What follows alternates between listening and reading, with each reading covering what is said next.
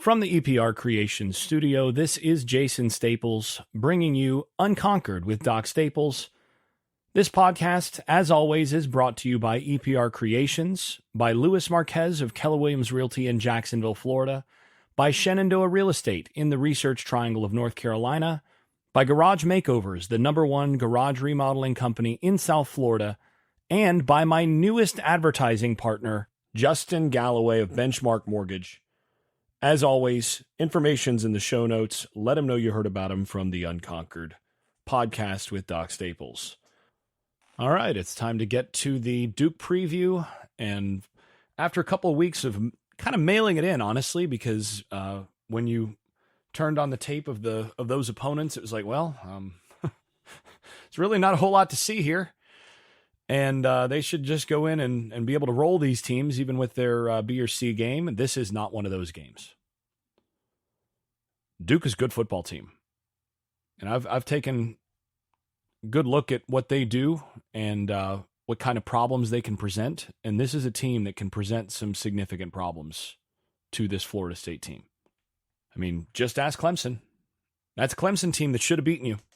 That's a Clemson team that outplayed Florida State through most of that game in Death Valley, that went in and got spanked pretty good in Durham in week one. Now, granted, that is week one. Week one can be a little funky. And yes, I mean, I do think if that matchup were played tomorrow, maybe it has a different outcome. But ultimately, when you go back and look at that game, that was not a fluke. That was not a team, a plucky underdog that was significantly worse than the team that they beat, managing to just roll snake eyes 6 times in a row. That was not that. That was one good football team beating another team that might be a little better than that team, all things being equal. And maybe that game, if you play it 10 times, Clemson wins 6 or 7 of them. But that was not a 1 in 10 or 1 in 20 shot. That was a good Duke team managing to just have the dice roll the right way a few times to beat a good Clemson team. And then, just in case you weren't sure whether or not that was a legit team, they went out and they outplayed Notre Dame for very close to 4 quarters. And then they were 1 4th and 16 conversion for Notre Dame away from winning that game, and really should have won that game. This team could very easily be undefeated coming into this game, and only reason that they're not more highly respected ultimately is because of the names on the jerseys and their helmets. This is absolutely a Duke team that can beat Florida State. And yeah, well, let's just get into it. Let's start the breakdown. We're going to start with the Duke offense against the Florida State defense. And when Duke is on offense against the Florida State defense, there's quite a bit to discuss here. So first of all, the opening question, the question that hangs over this whole game is obviously whether quarterback Riley Leonard is going to be ready to play this game or not. Obviously had a really nasty looking high ankle sprain against Notre Dame. And, high ankle sprains for a very long time have basically been the kiss of death for really being productive the rest of the season. I mean, that's an injury that in the past, because of the way, so difference between a high ankle sprain and a low ankle sprain. Low ankle sprain is a typical ankle sprain. It's when your foot turns out and you kind of roll that ankle. And that can be really bad. I mean, you can turn it over really, really bad. You can break your ankle. You can, as I've done, tear, your ATFL and your CFL, fully through, that sort of thing. It can be really bad. But normally, you can manage to get back to play and be more effective off of that more quickly with that kind of ankle sprain, if it's just a sprain, compared to a high ankle sprain where it is turned inside. Normally that happens when somebody falls on you from outside the leg, which is what happened to Leonard, and then the ankle turns in that way. So instead of rolling out, it turns over towards the inside. And what that does is that stretches all of the stuff down the medial part of the inside part of the leg. and all the way down into that medial ankle area. And that's really hard. That stays tender for a long time and it doesn't recover quickly. There's not a ton of blood flow down there. And so for a long time, you're looking at 6-8 weeks before you're, close to back to really in action, and maybe a year before you're really feeling like you've gotten back to normal with that injury. But in the last few years, there's been some significant advances in treating that injury. Most notably, there's a surgery called a tightrope procedure. It's what Tua Tagovailoa had done a couple times when he was at Alabama. It's what Brock Bowers just had done at Georgia. Similar high ankle sprain for him. And Riley Leonard, I'm pretty sure, had that same procedure done, which is why they're talking about him potentially being back as early as this game. That expedites that. What they do basically with that tightrope is, after all that stuff has been stretched out on the inside of the leg and inside of the ankle, they basically go in and they suture it so that they allow that stuff to, instead of being all stretched out, they essentially tighten it back up, that area, and then allow it to heal in that tighter space. And that allows you to get back to playing much faster, and essentially your body heals much better. And by using sutures instead of screws or whatever, your body doesn't respond real well to screws in that area. They break all sorts of different things. Sutures, if they do it right, they can stay in there for a good while and just keep things tight. And then you just kind of heal through that area, and it ends up healing up a lot better. That expedites the recovery time. That basically cuts the initial recovery before you can start to do some rehab and all of that in less than half. And then how quickly you can actually get to closer to feeling, closer to 100%. He's not going to feel 100% the rest of the season, but how quickly you can get to being an effective athlete is much faster. Normally you're going to expect somewhere around 4 to 6 weeks after that kind of procedure to really being kind of ready to go. And this is on the 3-week timeline, so it's a little bit early on the early frame of that, or early side of that. But just depending on how fast he heals, some people heal a little faster, and some injuries heal a little faster. It's not impossible that he could play. That said, if you're Duke, you got to be really judicious about this decision. So, yeah, that's going to be the open question, because this is a really different team with Riley Leonard at quarterback. I think Leonard is right there in the top 2-3 quarterbacks in the ACC. He is really, really good to me. I think he's underrated as a quarterback. He's a guy that's really accurate in the short to intermediate area, which suits their offense really well, because they don't have a bunch of playmakers outside. And he just locates it so well, and he reads the field really well, understands where to put the football on the inside part of the field, can make throws to the outer half, has a big enough arm to do things downfield. Just a really efficient passer. And then he's an outstanding athlete, just an excellent athlete, and hard to get on the ground. Look at the highlight run. If you get a chance, go to YouTube and look at the highlight run that he had for a touchdown against Duke. When you get those Duke backers get their hands on you and you don't go down, you are a load. He is hard to get down on the ground. And because of how hard he is to get down on the ground, when they need extra yardage, he becomes a real weapon in the quarterback run game, because he's just so big and hard to get on the ground, so strong and powerful through those legs. And then he runs a 4.5. So, you're talking about a guy that in a lot of ways does a lot of the things for them that Jordan Travis does for Florida State, but he's a better thrower in the intermediate area, whereas Travis is a better thrower in the, Travis is a long ball thrower, essentially. But Leonard is a more consistent thrower in terms of the intermediate area of the field and just making those kind of routine throws.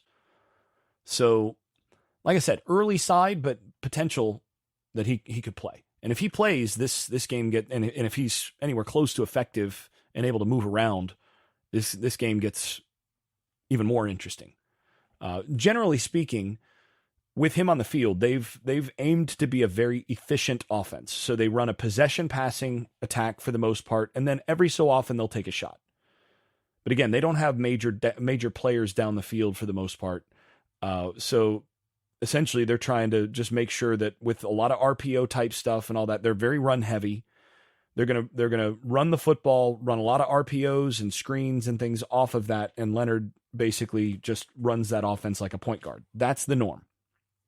They didn't do that as much last week with Henry Balin the fourth at quarterback.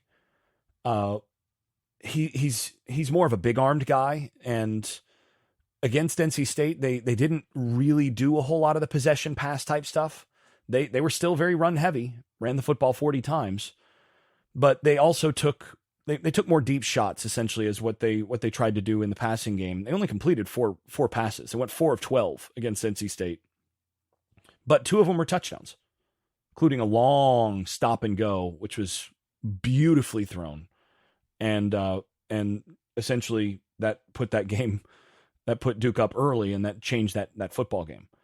Now, the question here is whether or not that was an outlier, because that game, that was a messy game. Most of it was played in a downpour, or a good portion of that game was played in a downpour.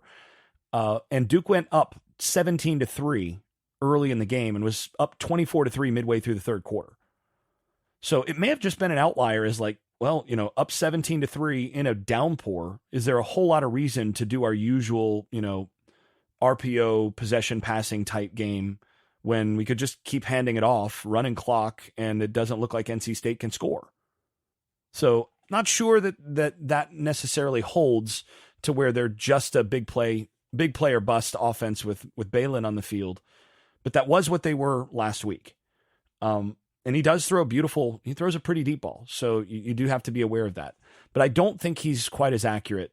I mean, it would be amazing if he was as accurate as Leonard in that short to intermediate area, that you have to worry about with Leonard. So this is one of those games where you do have to have a little bit of a second game plan for the 2 different quarterbacks, because that they're going to be able to throw a lot of that short and intermediate stuff, and you're going to have to play real tight underneath with Leonard, because he's just that efficient as a thrower.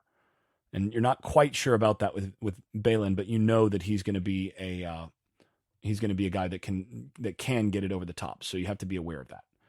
Now, both quarterbacks are really good runners. Leonard, again, in particular, I mean, he's not Lamar Jackson, but he's really good. He's on the top end of college football in terms of a runner when he's got a healthy ankle. I'm not sure how much his ankle limits that if he does play in this. I'd imagine a reasonable amount.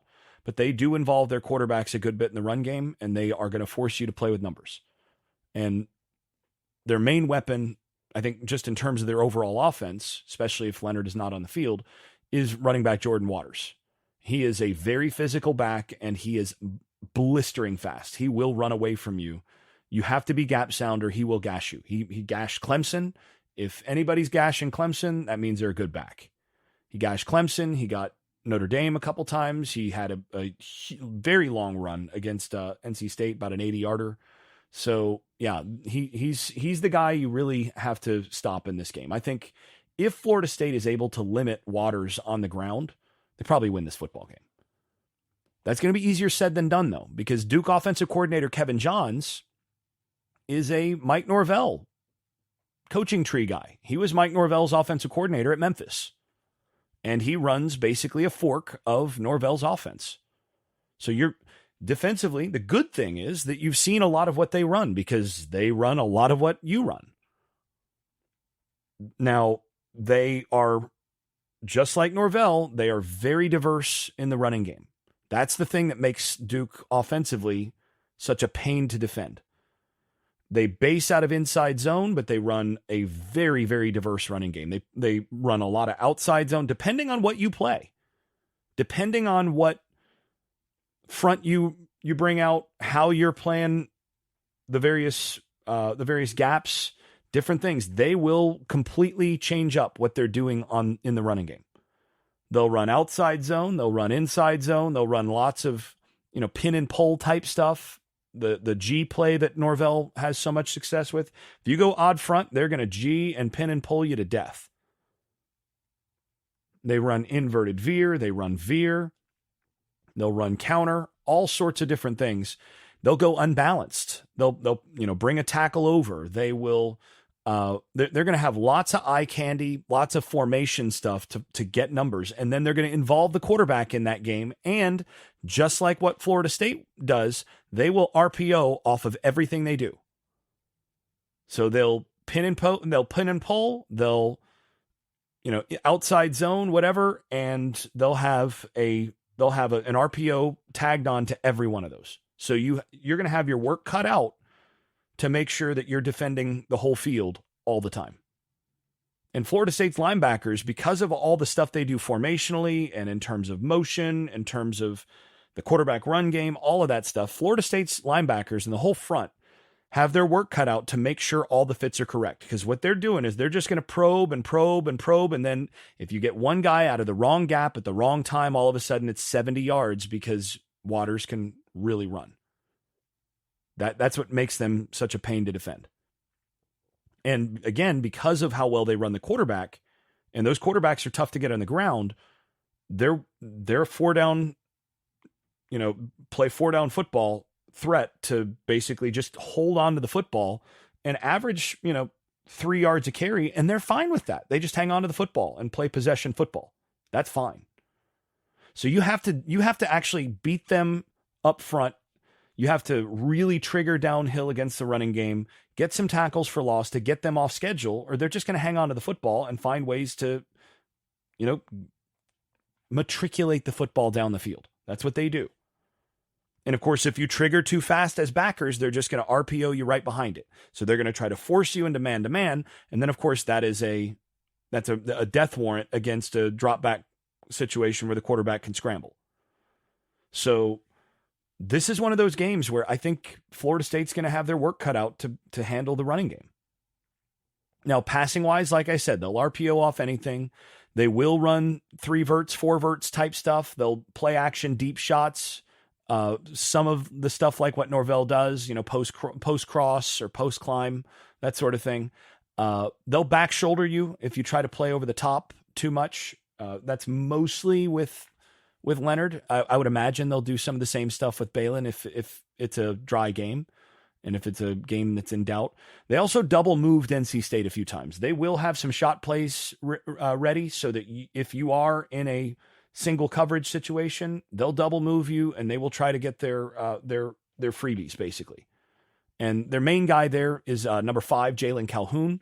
He's the one guy they have in terms at wide receiver who kind of hurts you. He can hurt you if you don't respect his speed. He's also an excellent punt returner, so you got to be aware of him as the athlete that you kind of need to know where he is, and you need to be aware that if they are going to take a deep shot, it's probably that guy. So that's kind of where they're at. But again, as a passing game, it really is the supplement to the really diverse and robust running game that they're putting out there. Okay, flipping over to the other side of the ball. When Duke is on defense against the Florida State offense, this is really where I think the really fun matchup is. Because this is a very opportunistic Duke defense that has punched well above their weight so far this year. And a guy that I think is a top 5 coordinator, defensive coordinator in college football, in Mike Elko. And I think a top 5 offensive coordinator in Mike Norvell. Of course, Atkins is actually the de facto. He's the offensive coordinator, the true offensive coordinator there, though it is Norvell's offense. It's a collaborative project. But this is one of the best schemed offenses and one of the best schemed and coached defenses in college football. And Duke is very, very multiple. They will very much run. They're going to tailor what they do defensively to what you do offensively. It's one of the things that Elko is so good at, is he has his teams play really sound defensive football, but has built out a very flexible defensive scheme and defensive approach that keeps it simple for his players while being able to present a lot of different looks to offenses. And this is actually a very similar scheme to what Fuller runs for Florida State, because Fuller runs a fork of Elko's defense. They coached together And Fuller runs essentially, I mean, it's the same terminology, the same base stuff, all of that as Elko. Now, what Elko is running now is more of a hybrid scheme, personnel wise, and just in terms of the kinds of calls that they're getting. The framework is the same, but the kind of stuff they're running is more of a hybrid scheme than what Florida State runs now. FSU's now really running more of a true 4-down, 4-2 type defense. Whereas what Fuller ran at Memphis and what they started with at Florida State was more of a hybrid, closer to what Elko's doing at Duke now. But just because of personnel and what they were able to get on the field, it just didn't make sense to do as much of the hybrid stuff with the personnel that they've had at Florida State the last couple of years. So now they're basically running more two true defensive ends out there instead of a hybrid and a true defensive end. It's a little bit different. But Duke is a little bit more multiple in that respect, more of a hybrid.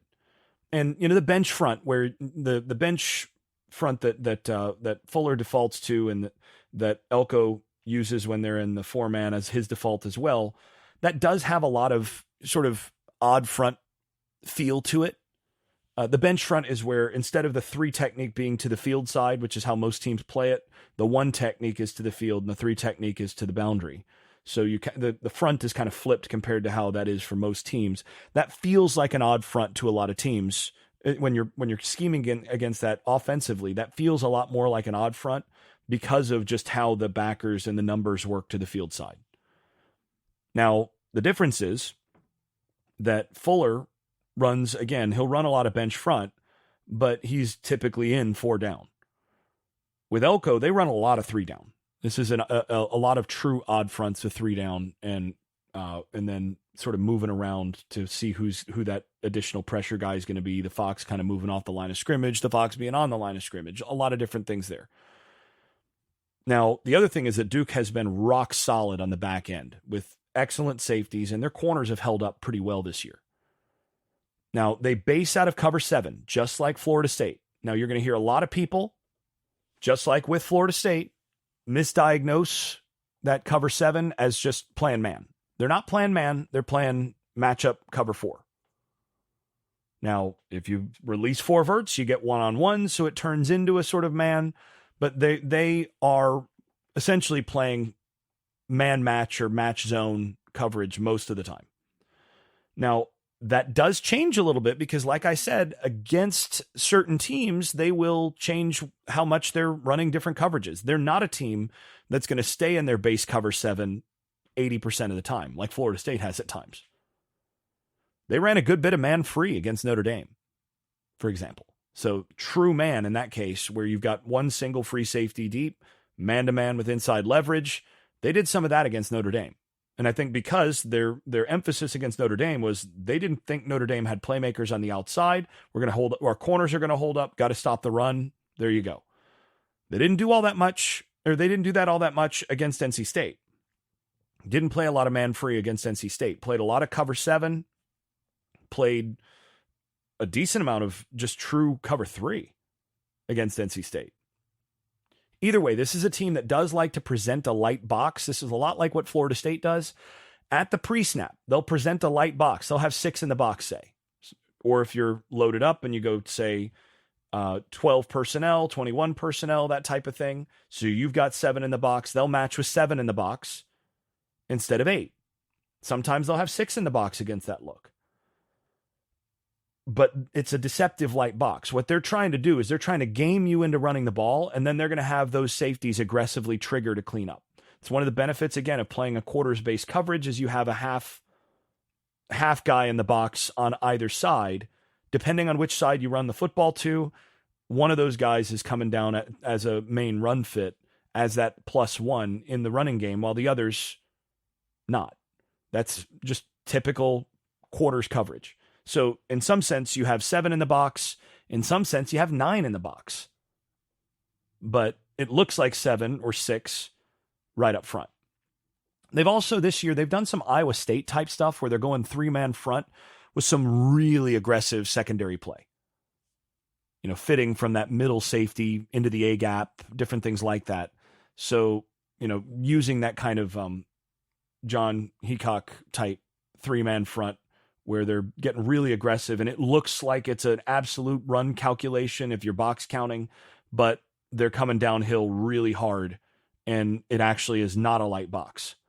So this is where they're going to game you a little bit, and they're going to try to get you to do a lot of what Elko tries to do is he wants to force you to use your box counting principles or your basic adjustments at the line of scrimmage. He wants to be the last one holding the chalk, to where he wants you to do what he wants you to do. He's going to try to game you to doing exactly what his defense is trying to prevent. And it's going to look like that's not what they're trying to prevent. And then all of a sudden, that is what they're trying to prevent at the snap. So this is where one of the interesting things I think this week is going to be seeing how much Mike Norvell has his guys kind of go against their usual sort of box counting principles, expecting, so you counter the counter by doing the opposite thing. So, well, against that box look, normally we'd always hand it off, but we're going to have our quarterback here expect not to hand it off against that look because they often will do X, Y, and Z out of that look. So we're going to have a play action on that to take advantage of it and hit it in the teeth. That's one of the things that you have to do when you're playing against this. But sometimes you roll the dice wrong, and that gets even trickier.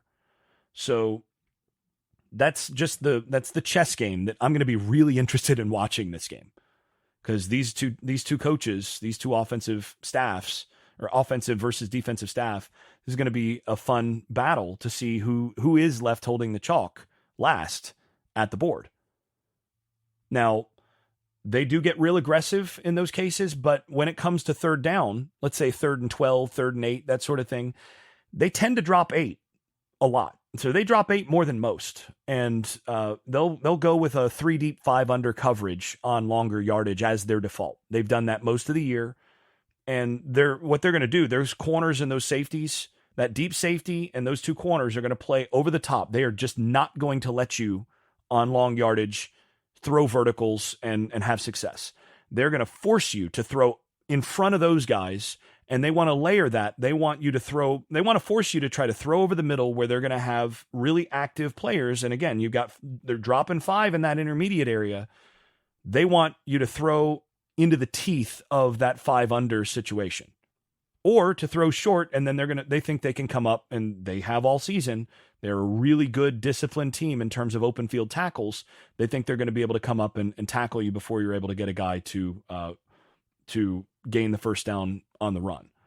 So you're not going to get a bunch of one-on-one jump ball situations that are advantageous for the offense in long yardage. You get to long yardage, and they really use that leverage well. And Elko also has a great knack for when to bring pressure. They don't blitz a ton, but when they do blitz, they get home.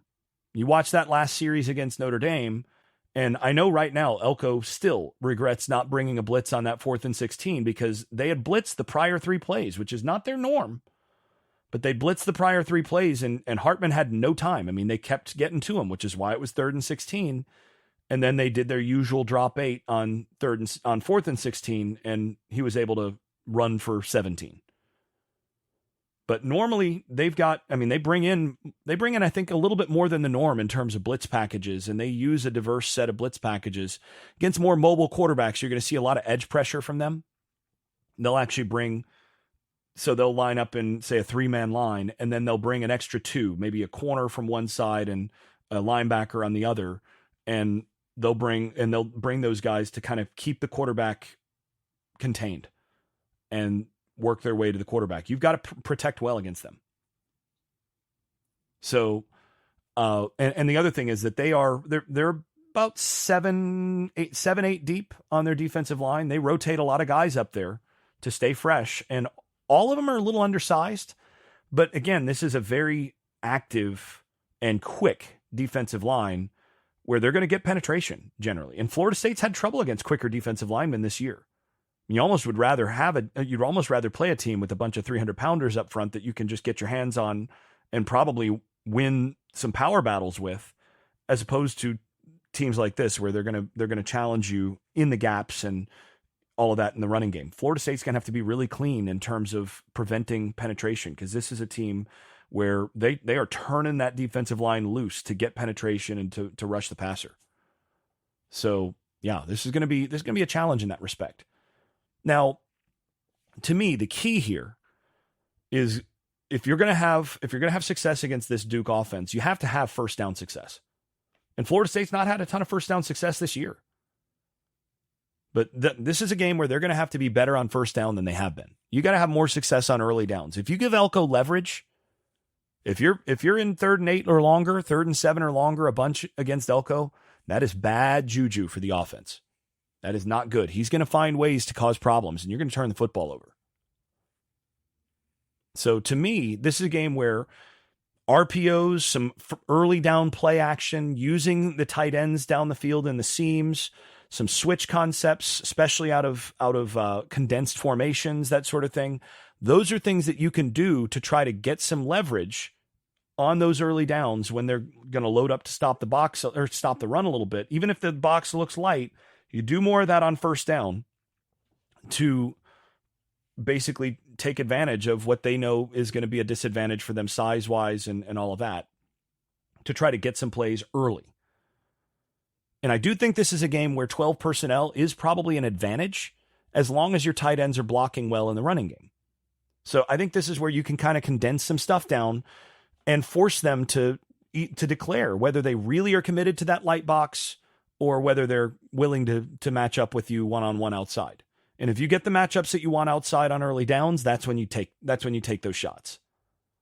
Because you're not going to be able to do it on longer yardage, not against this team. And I did see Notre Dame had some success getting the tight end isolated against the linebackers and safeties downfield on early downs, in particular in play action against Duke. I think this could be a big game for Jaheim Bell on some of those things. I think Kyle Morlock on some of this stuff also is a guy that is going to have some opportunities because of how they defend the run and all of that. There's some RPO stuff that you can do with those guys that I think gives them some opportunities against. Again, Duke is a little undersized, and I think you can use some of your size on the inside to some advantage. And if you can start to have some success there, that opens it up for, again, the one-on-ones on the outside that you're trying to create. Now, the other thing is Duke has been excellent against the pass. They're one of the best in the country. I don't have the number in front of me, but I remember it was really good in terms of not giving up long yardage plays in the passing game. So something you have to keep in mind. But here's where I think this becomes the real question coming into this game. If you look at who they've played, Duke has not yet played a team with any playmakers at wide receiver. Their schedule so far: Clemson, Lafayette, Northwestern, UConn, Notre Dame, and NC State. Not one of those teams has a wide receiver that really scares you. Not one. Every one of those teams has wide receivers that you could single cover with Duke's corners, and they've had success doing that. So the question is, are those corners going to be able to hold up against Keon Coleman or Johnny Wilson or, Darian Williamson, any number of Florida State's outside receivers who I think are better than anybody they've played so far on the outside? Now, they do interestingly have some size at corner. Al Blades is their top corner. Al Blades Jr., he's the Miami transfer, of course, son of Al Blades Sr. 6'1", 200, good size, and he's a good corner. He's a guy that I expect to see matched up with Keon Coleman as often as they can get him there. That's where they would prefer. Another guy that I expect to see get a lot of work in here, he's technically listed as a backup corner, but he's played a lot, is Miles Jones. He's a 7th-year Texas A&M transfer. So he played under Elko at Texas A&M, and he's 6'4", 195 pounds. Really long, unusually long corner. That's the guy that they're going to want to get matched up on Johnny Wilson as often as possible, I think. And they're going to try to go one-on-one with those guys. I think they're going to try to win one-on-one with those guys as much as possible. If anything, they'll probably tilt a little bit towards Keon with some of the safety stuff. But if you condense the formation and you force them to match up there, I think you're going to get some one-on-ones on early downs against those receivers outside, against those corners. The other corners are small. Chandler Rivers, he's the other starter technically at corner. Again, I think he'll play less in this one because of size. He's 5'10". Their nickel's 5'10". Their safety, Jalen Stinson, 5'8", but he is a dynamic player and really good against the run in particular. And then the other, the free safeties, 5'11", Jeremiah Lewis, another transfer in from Northwestern, good player. And their safeties, I think, are excellent. But to me, force them to cover your dynamic wide receivers down the field early in the game and on early downs. I think you've got to take your opportunities there. See if you can get some glance route RPOs off base runs. If they start, matching up against your 12 personnel where you get some one-on-ones on the outside, see if you can get some of those. See what you can do with some of that. See if you can get some one-on-ones where you're getting down the field. I think this is a game where you take a couple early shots on first down, 2nd and 5. I think this is a game where you can do that because, again, I want to know if I'm Alex Atkins or Mike Norvell, I want to know early on, okay, well, they've been great at not giving up the long stuff against other teams, but how are they going to fare against our guys? And are they going to match up one-on-one? If they don't match up one-on-one, then I am going to run the football. But if they're going to match up one-on-one against that guy out there, I think I'm going to take some opportunities to see if my guy can just win. So that's the approach that I would take in this game, which is very similar to what they've done most of the season. But I think against Duke's defense in particular, you try to find that point of failure. You try to find where they don't have personnel that can match up with your personnel with the way that they want to play it, especially on early downs. Later downs, they're gonna be a problem. You do that on early downs and you get some wins, and all of a sudden that can take a lot of pressure off your offense. Okay, so we're now to the summary and prediction part of the program. And as far as I see it, Duke's defense is legitimately really good. I mean, I think this is a top 15 or 20 defense in the country, probably. And Elko is a master at identifying weak spots on your offense and exploiting those, and then getting his defense leverage so that they can get off the field or get turnovers. And I think in this game, they're going to try to make Florida State one-dimensional by really shooting gaps and focusing on the run on early downs and essentially seeing if they can just survive those early down one-on-one matchups outside. So for me, key number one to this game is Johnny Wilson and Keon Coleman need to be dominant on early downs. If Duke can survive going one-on-one on early downs out there outside, Florida State's biggest advantage is essentially neutralized. So Florida State is going to need to have their big playmakers on the outside play like big playmakers. And they're going to need to have some plans to get those guys the rock early in the game on early downs when they've got leverage. Another thing here, though, is I think a big key to this game is FSU needs to be patient offensively. Duke is going to try to make this a lower scoring game. They're going to try to hang on to the football. It's probably going to be frustrating at times that they've held on to the football as long as they have. That's just what they do in the running game. And they're going to try to depend on forcing a couple key mistakes, a couple turnovers. You screw up in the red zone and you don't score touchdowns on 2 or 3 trips into the red zone. And that's what they're counting on. You cannot play into their hands this way. You have to stay patient. And again, it may sound contradictory for me to say, well, take advantage of your one-on-ones, win some verticals outside. Oh, and also stay patient. But again, you take your one-on-ones when they're available. Other than that, you really make an effort to stay on schedule. You play action pass on first down. You get your opportunity to take a vertical down the field. Incomplete, 2nd and 10. Stay patient. Stay on schedule and be okay with a punt here and there. That's okay. And the other thing is, as a part of that patience, Florida State needs to understand that you can run the ball on this Duke team. They're really active up front. They will shoot the gaps. They're gonna be a pain for Florida State's offensive line, which has struggled some against quickness to block at times in the running game.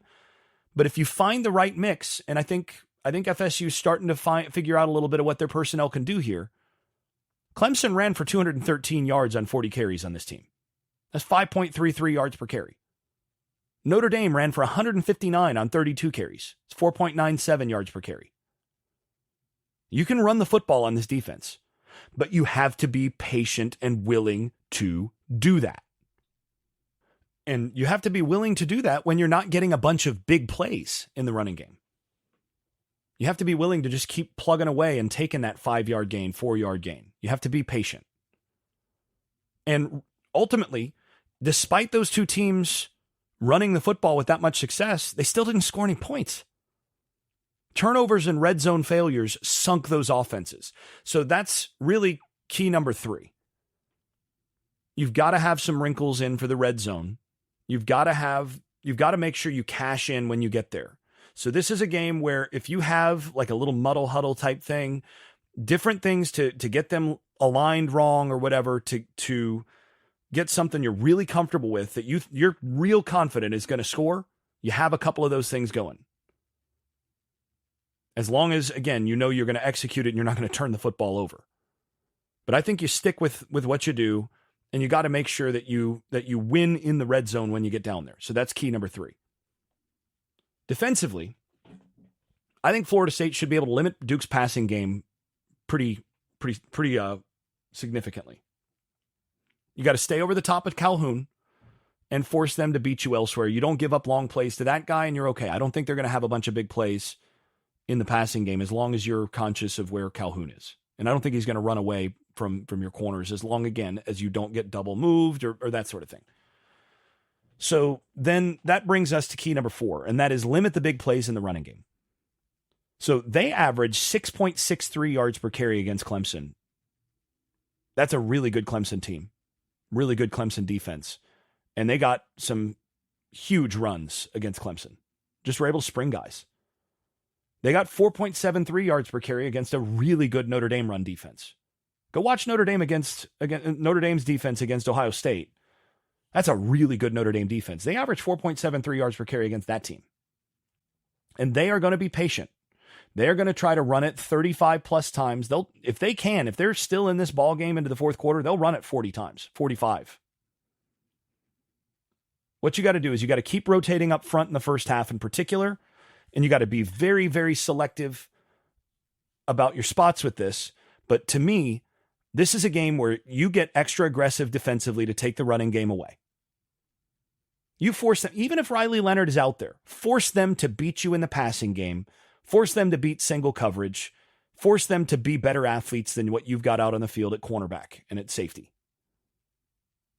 And I think if you do that, I think if you commit to stopping the run and you don't give up long running plays as you're aggressive, if you're just really good with your fits and you're aggressive and you have those extra, you have the +1 in the box at the snap, that sort of thing, and you're just playing aggressive and you tackle, I think you can hold this team in the 5 yards per play range. Clemson held them to 5.84 and Notre Dame to 4.82. I think somewhere in between there is realistic for this defense. I mean, I think they could match Notre Dame, 4.82 area, but that's the defense playing really well. So I think that's where you can where this game should go. I think you've got to play really aggressive defensively, win up front, and force them to beat you with whichever quarterback's playing his arm. Now, in terms of what I think is likely to happen in this game, I do think Florida State's receivers should ultimately be the difference in this one. And I think Florida State's the most balanced offense, really the only balanced offense that they've faced. And I do think Florida State can average over 6.5 yards per play in this one. And they should have more success offensively than any team Duke has played so far as the best offense that they've played. But because of how inconsistent this Florida State offense has been and how opportunistic that Duke team has been, this is a scary game for this Florida State team. You've got to protect the football. You've got to make sure you're protecting your quarterback. And you got to make sure you execute the whole game because they are not going to beat themselves. So as far as what my projection is here, I've got Florida State 34, Duke 13. And I do think Duke would need continued red zone success, a couple red zone stops that shouldn't really happen, and likely a turnover or two advantage to win this game. But that's not out of the question. And I do think Florida State's going to have to play better than they have of late to achieve this kind of result. But I do think that's along the lines of what I expect to see, somewhere around 34-13, and really a relief to survive. If you manage to get that outcome, I think you walk away really, really happy, because this is a Duke team that can beat a lot of teams. All right, that'll do it for us. Talk to you all after the game on Saturday. If you've been enjoying this podcast, please leave a 5-star rating over at Apple Podcasts and wherever else you listen to podcasts. Post and repost episodes on social media and tell a friend. And if you haven't left a review in a while, do it again. It really does help the visibility of the podcast. Before we go, I'd also like to thank my advertising partners once more. That's EPR Creations, Louis Marquez of Keller Williams Realty in Jacksonville, Florida, Shenandoah Real Estate in the Research Triangle of North Carolina, Garage Makeovers, the #1 garage remodeling company in South Florida, and Justin Galloway of Benchmark Mortgage, serving Florida, Alabama, Tennessee, and Kentucky. You can also stop by the Unconquered Shop at unconqueredpodcast.com, where you can buy stickers, pins, magnets, t-shirts, and other swag. And thanks also to all those supporters over at Patreon, where I post video analysis and field questions for the podcast.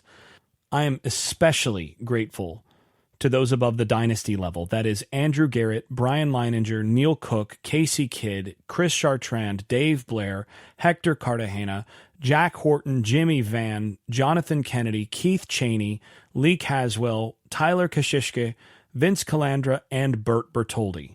You all are far more generous than I deserve. I'm really grateful. Thanks to you all. This has been Unconquered with Doc Staples. I'm your host, Jason Staples. Thanks for listening, and thanks for your support. I made this.